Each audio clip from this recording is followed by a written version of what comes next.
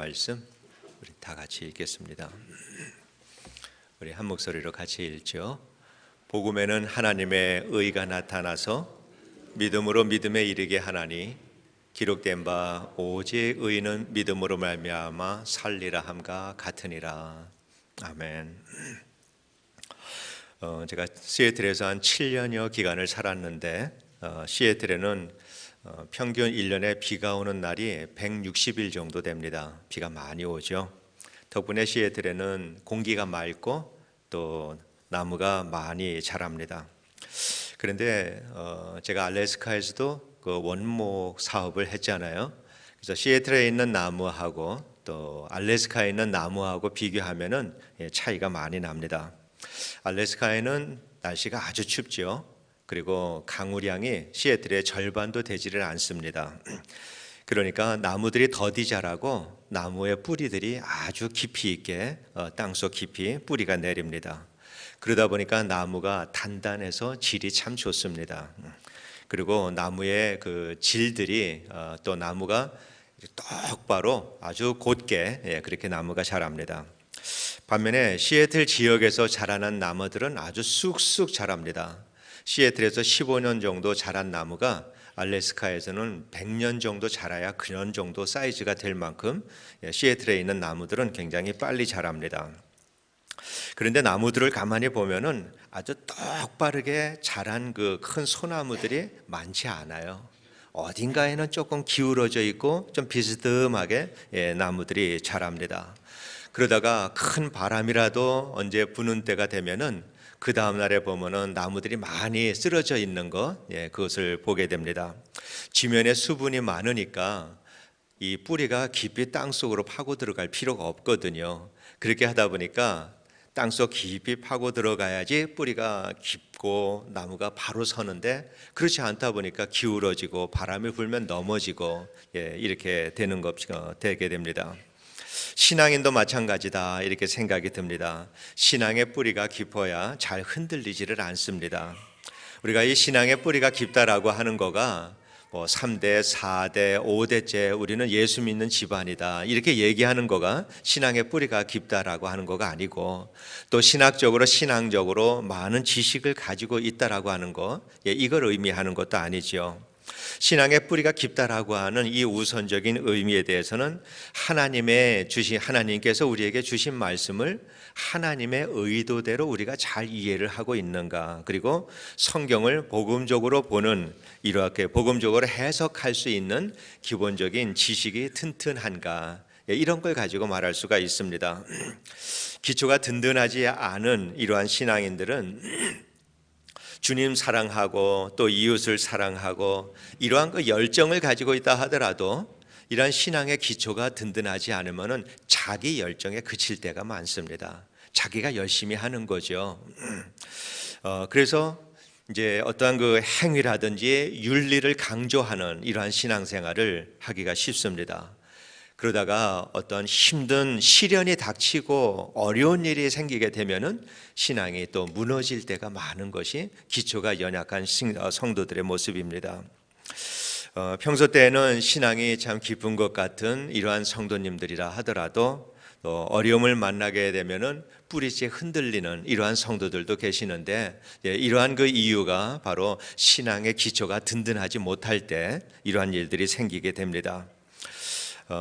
오늘 이 말씀은 개신교 역사에서 어떤 그 이정표가 되는 아주 역사적으로 의미가 있는 이런 말씀입니다. 종교개혁이 이 말씀을 토대로 해서 이루어지게 됐는데 종교개혁을 일으킨 사람이 우리가 알고 있는 대로 마틴 루터, 독일 사람 천주교 신부였습니다.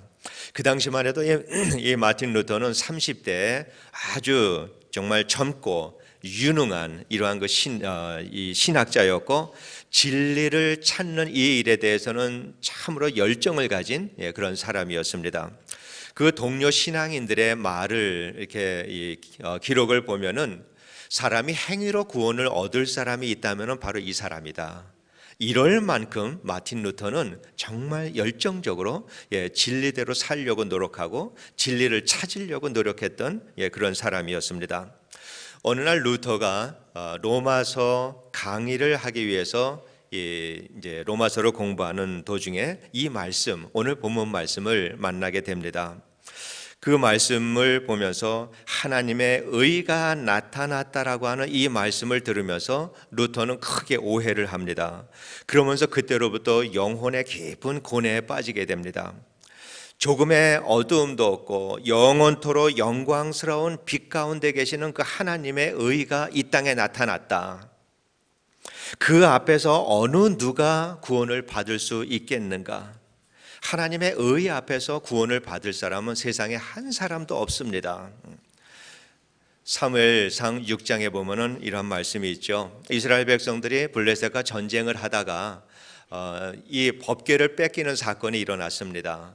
그런데 이 법궤가 블레셋 진영에 있으면서 많은 어려움들을 재앙을 가져다 주니까 이 블레셋 사람들이 법궤를 다시 이스라엘 백성으로 돌려보내는 이 사건을 여러분이 기억을 하실 것입니다. 이제는 이 블레셋 접경에 살고 있었던 베세메스라고 하는 마을에 살던 사람들이 이 법궤를 실은 수레가 오는 것을 보면서 반가워서 달려가고 법궤의 뚜껑을 열었을 때 거기에서 수많은 사람들이 죽음을 당합니다. 다른 의도는 없었습니다. 그저 이 빼앗겼던 법궤가 돌아오니까 이 안에 있어야 될 성물들이 제대로 잘 있는지 아마 그것을 위해서 뚜껑을 열어봤을 것입니다. 그런데 그 사람들은 다 죽었습니다.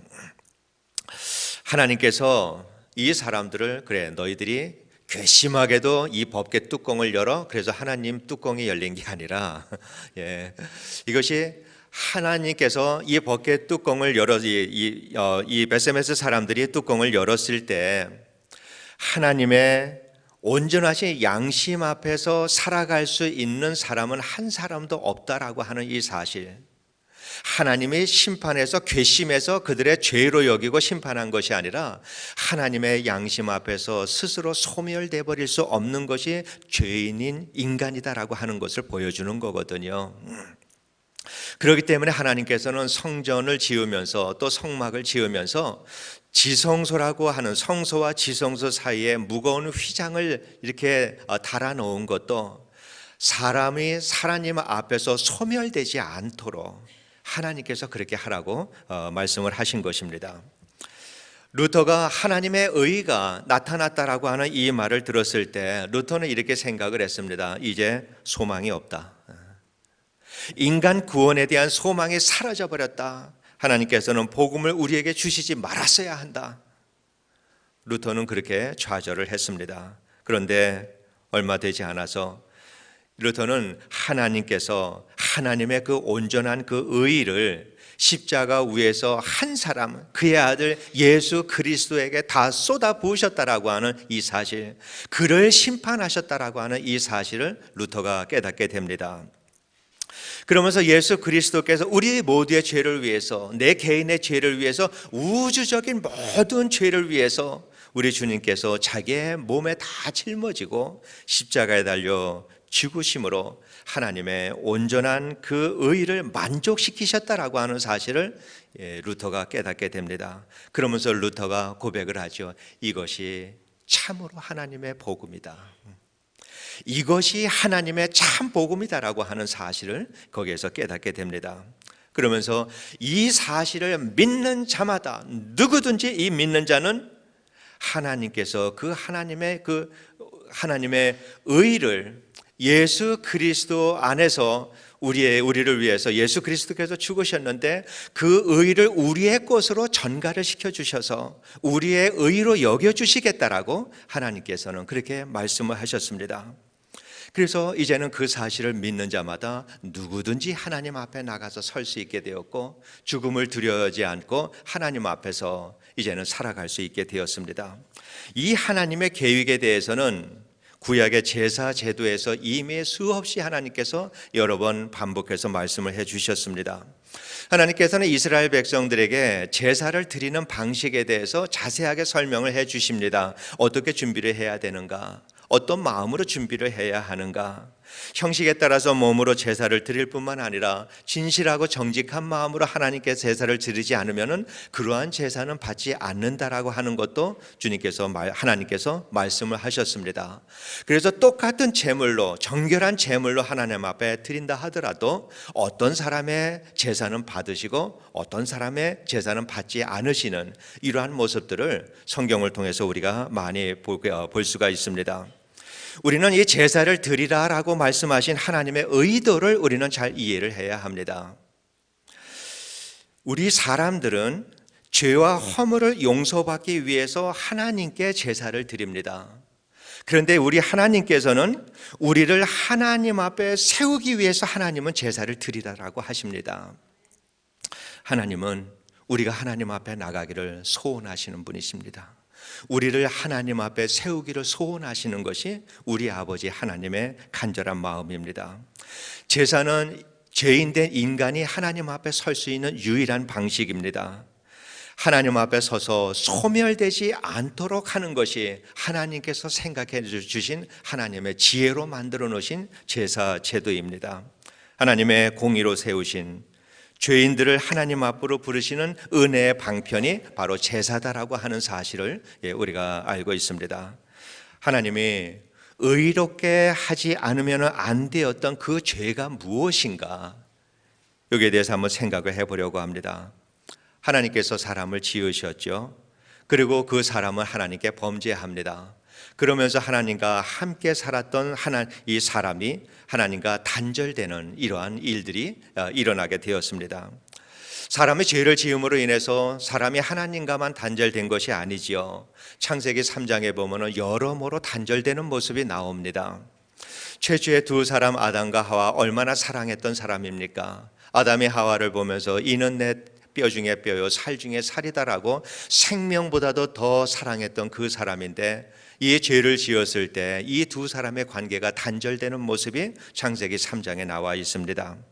땅은 아름다운 것들로 생산해내던 그 땅에서는 가시와 엉겅퀴가 일어나게 됩니다.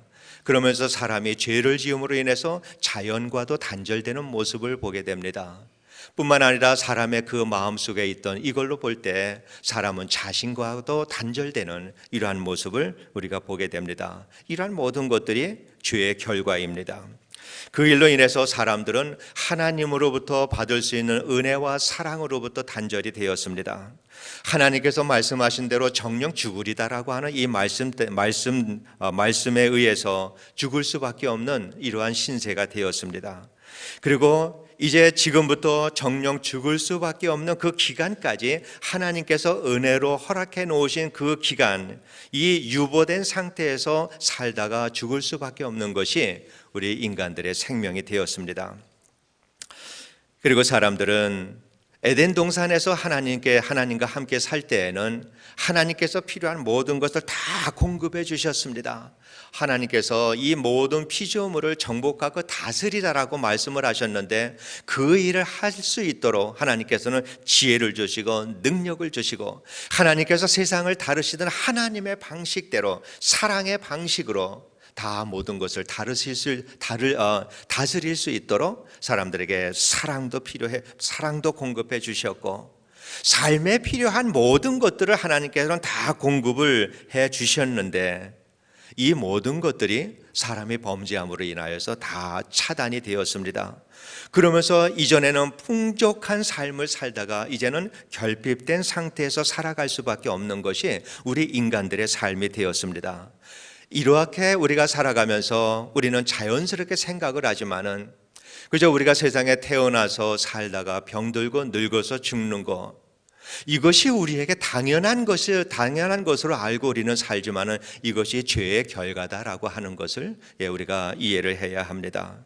사람들끼리 서로 다투고 상처를 주고받고 고통스럽게 살아가는 이것은 우리가 하나님께 범죄함으로 인해서 우리 안에 사랑의 결핍됨으로 일어나는 이러한 일들입니다. 우리는 이 세상에 살아가면서 많은 어려움들을 가지고 살아갑니다. 경제적으로 어려움을 당하고 다양한 어려움들을 가지고 살아가는데, 이것이 사람이 하나님 앞에 범죄함으로 인해서 우리 안에 지혜가 부족하게 되었기 때문에 이러한 일들이 일어나게 되는 것입니다. 이러한 모든 것들이 하나님을 떠난 사람들의 살아가는 이 모습들이지요. 그런데 하나님께서는 예수 그리스도 안에서 이 모든 것들을 다 회복을 시켜주셨습니다. 부족하지 않도록 다 회복을 시켜주셨습니다. 관계를 회복을 시켜주셨습니다. 그리고 이제는 예수 그리스도 안에서 우리가 하나님의 백성이 되었고 하나님의 나라를 누리며 살아갈 수 있도록 하나님께서 우리에게 모든 것을 회복을 시켜주셨습니다. 때로는 우리가 이 땅에 살아가면서 참 부족한 것이 많이 있습니다. 그런데 그 부족한 것을 위해서 하나님 앞에 간구할 때 하나님께서 우리에게 영적인 눈을 뜨게 해주셨을 때 우리는 이미 우리 안에 하나님의 풍성한 것이 우리 안에 있다라고 하는 것을 깨닫게 되고, 그 일로 인해서 다른 환경 아무것도 변한 것이 없지만은 그러나 우리는 눈물 흘리면서까지 하나님 앞에 감사하고 감격하고 살아가는 것이 우리들의 삶입니다. 왜 이러한 일이 일어날 수 있을까? 하나님의 예수 그리스도 안에서 모든 자원을 다시 한번 회복시켜 주셨고, 그리고 예수 그리스도 안에서 모든 관계를 회복시켜 주셨기 때문에 예수님 안에서 이러한 일들이 우리에게 일어나게 된 것입니다. 우리가 그것은 이제 이때까지 우리가 하나님을 알지 못했을 때는 참 결핍되어서 부족했던 이러한 그 사람들인데, 이제는 우리가 하나님 안에서 하나님의 은혜를 누리며 살게 되었고 사랑을 누리며 살게 되었고, 또한 우리가 이 세상을 살아가면서 세상을 다시 한번 하나님께서 말씀하시고 우리에게 주신 대로 세상을 다스리고 정복하라라고 하는 이 하나님의 말씀을, 우리가 이 명령을 받아서 세상을 이기며 살아갈 수 있도록 하나님께서는 우리에게 지혜와 능력과 사랑을 우리에게 공급해 주신다라고 하는 것이, 이것이 예수 그리스도 안에서 우리가 얻은 축복의 내용입니다. 이러한 모든 것들을 하나님께서 우리에게 주시기 위해서 하나님께서는 우리에게 믿음이라고 하는 것을 주셨습니다. 그래서 이 믿음을 가지고 이전에 알 수 없었던 하나님의 나라의 것을 이제는 이 땅에서 누리며 살아갈 수 있도록 우리는 이 믿음을 하나님으로부터 선물을 받았습니다. 그러니까 이 믿음은 인간의 죄로 인해서 함께 살던 하나님과 우리 사이, 그러나 이 인간의 죄로 인해서 이것이 단절이 되어버렸는데, 우리는 이 믿음으로 인해서 하나님의 나라와 이 세상 나라 사이에 이제는 통로가 생기게 된 것입니다.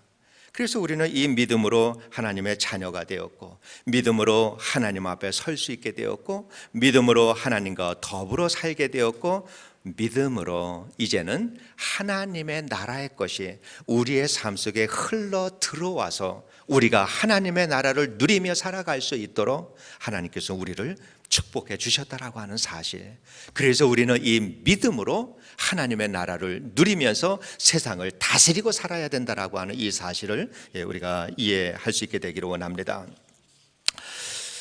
우리는 하나님이 아들을 십자가에서 심판하기까지 이러한 그 비싼 대가를 치르시면서까지 우리를 의롭게 하셨는데, 왜 그렇게 하셨을까? 이 이유를 분명히 우리는 이해하고 살아야 합니다. 하나님은 우리가 하나님 앞에서 사는 것을 얼마나 원하시는지 성경의 내용이 가득한 것이 그 일입니다. 하나님은 우리와 함께 살기를 원하십니다. 우리와 더불어 살기를 원하십니다. 그래서 에덴 동산을 만들어 주셨어요. 그래서 사람을 거기에 두셨습니다. 얼마나 하나님께서는 그것이 큰 기쁨이었을지 우리는 상상할 수 있습니다. 그런데 사람이 범죄함으로 인해서 하나님께서는 그들을 내어 쫓을 수밖에 없었습니다. 자, 우리 성경을 보세요. 쫓아내놓으시고 늘 사람 곁에 맴도는 것은 하나님이십니다. 사람이 하나님 곁에 맴돌지 않습니다. 언제나 하나님께서 사람 주위에 맴돕니다. 그렇다고 사람들이 좋아합니까? 사람들은 하나님을 외면합니다. 사람들로부터 소외당합니다. 무시당합니다. 그러면서도 끝까지 사람을 떠나지 않고 그 사람 죄인들 곁에서 맴도는 것이 우리 하나님 아버지의 모습입니다. 예수님을 세상에 보내시기로 작정을 하시고 천사들을 통해서 그 소식을 알려주시는 첫 말씀이 임마누엘, 내가 너희와 함께 한다라고 하는 말씀입니다. 그만큼 하나님께서는 우리가 하나님과 더불어 살기를 참으로 소원하는 것이 하나님의 마음입니다. 하나님께서는 우리가 이 땅의 삶을 다 마치고 우리가 하나님 앞에 서게 될 때, 그때 그래 네가 이제 왔니? 이렇게 이거를 원하는 것이 하나님은 아니세요. 하나님이 왜 우리를 이 땅에서 의롭게 하셨는가? 이거는 이 땅에 다 살고 나서 그 하나님 앞에서 아이고 이제 왔구나 이렇게 만나는 것이 아니라 하나님은 우리를 날마다 만나기를 원하십니다. 날마다 하나님께서는 우리와 더불어 살기를 원하시고 우리가 하나님 앞에 서서 살아가기를 원하시기 때문에 하나님께서는 우리를 의롭게 해주셨다라고 하는 사실을 우리가 이해를 해야 합니다. 바울은 그거를 일찍이 알았어요. 그래서 바울이 그러죠. 날마다 죽는다. 이 말은 나는 하나님 앞에서 날마다 선다라고 하는 말씀과 같은 말씀입니다. 하나님 앞에 서는 거, 이거는 하나님의 그 거룩함 앞에서 나의 인간적인 죄와 허물과 세속된 모든 것이 다 죽는다, 같은 말이에요. 그래서 내가 하나님 앞에 나아간다, 내가 주님 앞에 선다라고 이렇게 얘기할 때는 인간적인 나의 모습은 하나님의 거룩함 앞에서 다 소멸되고 하나님께서 나를 보시기에 예수 그리스도의 그 의만 남은 모습으로 서는 것이 내가 하나님 앞에 선다라고 하는 그 말씀입니다. 그래서 하나님의 나라가 내게 임했다, 나는 구원을 받았다, 나는 하나님의 자녀가 되었다라고 하는 이 확신은 나는 예수 그리스도와 함께 나의 인간적인 모든 것이 다 죽었습니다라고 하는 이 확신과 함께 오는 것이어야 합니다. 이 두 가지가 함께 와야 합니다. 그렇지 않고서는 그것을 올바른 구원의 확신이다 우리가 말할 수가 없습니다. 내가 예수 그리스도 안에서 거듭났다라고 하는 것을 나는 고백을 하는데, 십자가에서 나는 예수 그리스도와 함께 죽었다라고 하는 이 사실을 믿어지지 않는다라고 하면은 그거는 내 확신이지 주님이 믿음으로 내게 주셔서 내가 구원을 받을 만한 믿음이 내게 있다라고 그렇게는 말할 수가 있는 것이 아닙니다. 죽지 않고 어떻게 구원을 받을 수 있어요? 내가 예수 그리스도와 함께 죽어야 나는 구원을 받을 수 있는 거거든요. 그런데 슬픈 일은 우리가 그러한 믿음을 가지고 있다 하더라도, 그러한 확신을 가지고 있다 하더라도 때로는 의심하고 또 주님 앞에서 살아가기보다는 세상을 향하여서 달려가는 우리의 모습이 얼마나 많이 있습니까? 우리의 마음도 그러한 마음이 있죠. 우리가 새벽에 기도하고 여러 가지를 절제하면서 신앙인의 삶을 살려고 노력하는 것, 이것은 그래도 하나님의 자녀로 살아가기를 정말로 노력하는 것이 우리들의 모습입니다. 그렇지만은 우리의 삶이 세상의 악과 하나님의 선 사이에서 우리는 하나님의 선을 따르지 않고 악을 따라 살 때가 얼마나 많은지 모릅니다. 그것이 우리들의 연약한 삶입니다. 우리는 이 세상에 육신을 입고 이 세상에 살아가는 동안에 이 고뇌와 갈등을 피하면서 살 수 있는 길은 우리에게는 없습니다. 우리는 날마다 이 하나님을 따르기에, 주님의 길을 따르기에 힘든 이 모든 일들을 십자가에 날마다 내려놓고 다시 한번 주님 앞에 헌신하고 다시 한번 십자가를 기억하고 주님 앞에 나를 죽이고 나를 통해서 예수님이 살기를 소원하는 이 마음을 가지고 살아가는 것, 나는 죄의 길을 여전히 가고 있지만은 그렇게 가고 있는 내 자신을 미워하고 슬퍼하며 살아가는 이 삶, 이것이 우리 그리스도인들의 삶입니다. 이렇게 살아가면서 그래도 조금씩 성화돼 가고 예수를 닮아가는 것, 이것이 우리 성도들의 삶인 줄로 믿습니다. 날마다 죽기를 원했던 이 바울의 이 마음을 볼 때 이것이 간절한 이 주님의 이 바울의 마음이기 이전에 우리는 날마다 주님 앞에 서기를 소원하는 하나님의 더욱더 간절한 마음, 이거를 우리가 볼 수 있어야 합니다. 나를 만나기 원하시는 주님의 그 간절한 마음을 우리는 십자가를 통해서 볼 수 있어야 합니다. 이거를 볼 수 있을 때 우리는 십자가 앞으로 달려갈 수 있습니다. 우리가 믿음으로, 그때 우리는 믿음으로 살아갈 수가 있는 것입니다. 우리는 언젠가 이 세상을 떠나서 주님 앞에 서게 됩니다. 그러나 주님은 날마다 우리를 만나기를 원하십니다. 지금도 날마다 우리와 함께 살기를 원하십니다. 주님과 언제나 살기를 원하는 우리들의 마음이 있다면 우리는 날마다 죽어야 합니다. 날마다 내가 죽어야 날마다 내 안에서 주님이 삽니다. 그래서 우리는 날마다 죽어야 합니다. 주님은 우리가 그렇게 살기를 원하세요. 그것이 우리 하나님께서 우리를 향하신 간절한 소원이시기도 하고, 십자가에서 아들의 손과 발에 목을 박으신 주님의 그 마음이 바로 우리와 더불어 살기 원하시는 간절한 우리 아버지 하나님의 마음이다라고 하는 이 사실을 우리가 알아야 합니다. 그것이 우리를 의롭게 하신 하나님의 목적이다라고 하는 사실을 성경이 말하고 있습니다. 여러분께서는 여러분의 구원의 근거를 어디에 두고 있는지 한번 생각해 보시기를 원합니다. 주님의 나의 죄를 다 용서해 주셨다. 이제는 나는 하나님 나라에 갈 수 있게 되었다. 이 감격이 있기 전에 십자가의 그 예수 그리스도의 죽음 속에서 죄인된 나의 죽음의 모습을 볼 수 있어야 합니다. 바울과 같이 그것을 날마다 바라보면서 날마다 그 죽음을 대면하는 이러한 훈련을 하면서 신앙인의 삶을 살다가 어느 날 주님께서 우리를 부르실 때 호련히 주님 앞에, 그 영광스러운 주님 앞에 서는 것, 이것이 우리가 소망 가운데 가져야 되는 마음이다라고 믿습니다.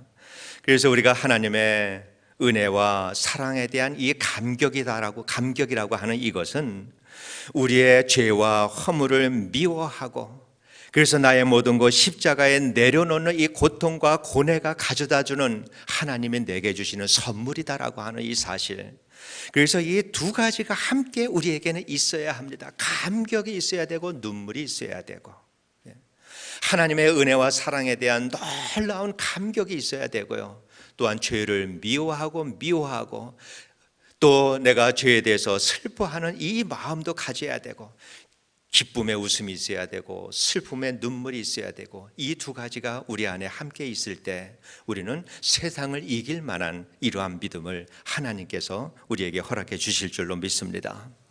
하나님은 우리를 사랑하십니다. 그래서 영원히 우리 곁에 두고 살기를 원하십니다. 그 하나님의 간절한 마음이 아들의 손과 발에 못을 박았습니다. 그만큼 하나님은 우리를 사랑하고 곁에 두시기를 원하십니다. 하나님은 예수 그리스도를 통해서 우리를 바라보시면서 우리를 앞에 세우기를 원하십니다. 이제 우리는 예수 그리스도를 바라보면서 우리의 죽음을 통해서 하나님 앞에 서기를 원하는, 이 예수 그리스도를 우리의 삶의 한 중심에 두고 세우고 살아갈 때 우리는 날마다 예수를 닮아가는 아름다운 신앙인의 삶을 살게 될 줄로 믿습니다. 구원의 감격을 우리가 생각하기 이전에 우리를 의롭다라고, 우리 의롭게 만드신 하나님의 그 마음을 우리가 먼저 생각을 해야 합니다. 하나님이 우리를 위해서 대신 죽이신 그 아들 예수 그리스도 안에 있는 우리의 죽음을 날마다 바라보며 살 수 있게 되기를 원합니다. 날마다 십자가를 바라보고 우리 모두의 삶의 한가운데 예수 그리스도의 십자가를 세우며 살 수 있게 되기를 원합니다. 그 십자가가 바로 보이고 그 십자가에서 나의 죽음을 내가 볼 수 있을 때 우리는 그리스도인으로서 바르게 살아갈 수 있습니다. 하나님이 원하시는 삶을 살아갈 수 있고 하나님과 함께 살아가는 삶을 우리는 계속할 수가 있습니다. 우리를 하나님 앞에 세우기 위해서 아들을 십자가에 못 박으신 하나님의 그 소원처럼 우리도 하나님과 같이 살기를 원해서 우리도 우리 자신을 십자가에 못 박으며 매일매일을 주님 안에서 그저 하나님께 영광을 돌리며 하나님을 즐거워하고 하나님의 나라를 기뻐하고, 그래서 우리가 예수 믿는 게 참 좋다, 예수 믿는 게 너무나 행복하다, 예수 믿으니까 나의 삶이 참으로 자유함을 누리게 된다. 이것을 날마다 고백하면서 나의 영원한 동반자가 되시고 나를 사랑하시기를, 아들을 죽이기까지 사랑하신 그 하나님을 바라보면서 날마다 좌로나 우로나 치우치지 않고 하늘을 향하여서 달려가는 귀한 우리 성도님들의 삶이 되시기를 주님의 이름으로 축원합니다. 기도하겠습니다.